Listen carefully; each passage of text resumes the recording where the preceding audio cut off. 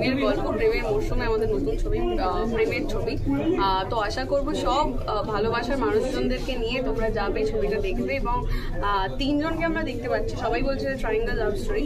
হ্যাঁ, triangle love story বটে, কিন্তু কেন এটাকে আমরা ট্রায়াঙ্গেল লাভ স্টোরি বলছি, আর এটা কি সেই তথাকথিত ট্রায়াঙ্গেল লাভ স্টোরি নাকি একটু আলাদা, সেটা দেখতে হলে তো সিনেমা হলে যেতে হবে। 31 জানুয়ারি থেকে আমরা আসছি তোমাদের কাছে সিনেমা হলে।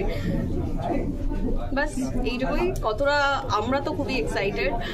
এবার আমরা কেটে ছবিটা তৈরি করেছি, আশা করছি তোমাদের সবার ভালো লাগে।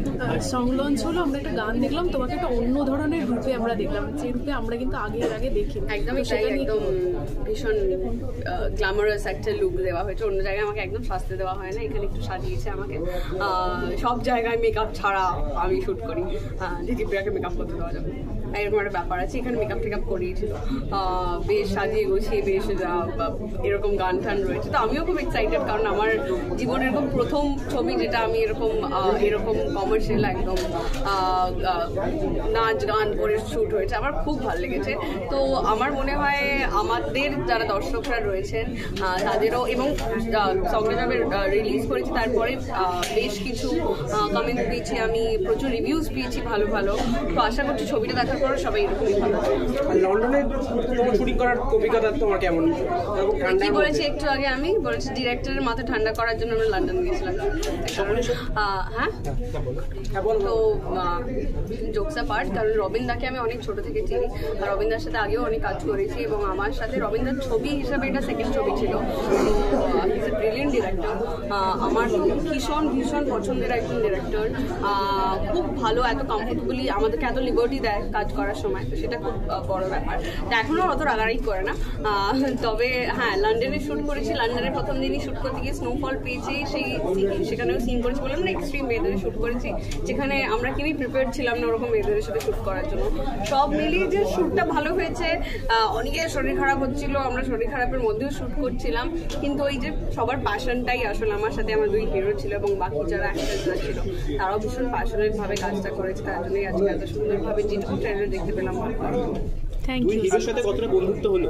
খুবই ভালো বন্ধুত্ব, যদি ভীষণ ভালো, বললাম না খুব প্যাম্পার করে রাখতো, যেহেতু আমি সবার ছোট ছিলাম ওখানে, ভীষণ প্যাম্পার করে রাখতো। একজন তো আমাকে এত মার্শমেলো আর গামিজ কিনে কিনে খাওয়াতো যে আমি 5 কিলো ওয়েট বাড়িয়ে ফেলেছিলাম লন্ডন থেকে আসার। লন্ডনে তো মায়ের হাতে রান্নাটাও, হ্যাঁ ওটা মিস করে গেছি। ওটা ওরা আমাকে বারবার মনে করে দিচ্ছে। আমার মা এরকম হয়েছিল যে অনেকদিন আমরা যখন লন্ডনে আছি শুট করে আমরা ভীষণ টায়ার্ড, এক্সস্টেড। তো মা একদিন কোনো একটা কারোর একটা বাড়িতে শুট করছিলাম, তো কিচেনটা পাওয়া গেছে। মা বললো ঠিক আছে, প্রোডাকশনকে বললো এই জিনিসপত্রগুলো নিয়ে আজকে আমি সবার জন্য রান্না করবো। তো সেই থেকে শুরু হয়েছিল মায়ের ওখানে রান্না করে খাওয়ানো, যেখানেই যার বাড়িতে কিচেনটা ঠিকঠাক পাওয়া যেত সেখানেই রান্না করতো মা। আর সেটার জন্য আমরা মোটামুটি খুব মজা করে শুট করতে পেরেছিলাম।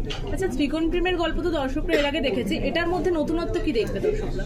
একটা সাইকোলজিক্যাল পোর্শন আছে, যেটা হয়তো ট্রেলারে খানিকটা একটুখানি বোঝা যাচ্ছে। আমি হসপিটালাইজ, কেন হসপিটালাইজ, একটা অ্যাক্সিডেন্টেরও পার্ট দেখাচ্ছে।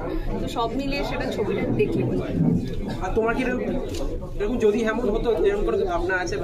সারাক্ষণই মনে হয় যদি এমন হতো। আজকেই তো ট্রেলার লঞ্চে আসার আগে কালকে হোল নাইট শুট করেছে, মানে যদি এমন হতো, আজকে যদি ট্রেলার লঞ্চটা না থাকতো, অন্যদিন হতো, তাহলে আমি আরেকটু ঠিকঠাক টাইমে আসতে পারতাম, কারণ শুট থেকে এসেছি। কিন্তু সারাক্ষণই মানে প্রতিটা মিনিটেই মনে হয় কি যদি এমন হতো। যাই হোক, আজকের ট্রেলারটার জন্য আমরা সবাই ভীষণ এক্সাইটেড ছিলাম, আর ট্রেলারটা ফাইনালি এসছে, এবং আমরা এটা 2 বছর আগে অলমোস্ট শুট করেছিলাম। আমরাও eagerly waiting to see that, মানে দিস ট্রেলার। তো সব মিলিয়ে খুব এক্সাইটেড। দর্শকদের উদ্দেশ্যে একবার 31 জানুয়ারি আমাদের নতুন ছবি আসছে আপনাদের কাছে সিনেমা হলে। প্লিজ গিয়ে দেখুন সপরিবারে এবং আপনাদের ভালোবাসা।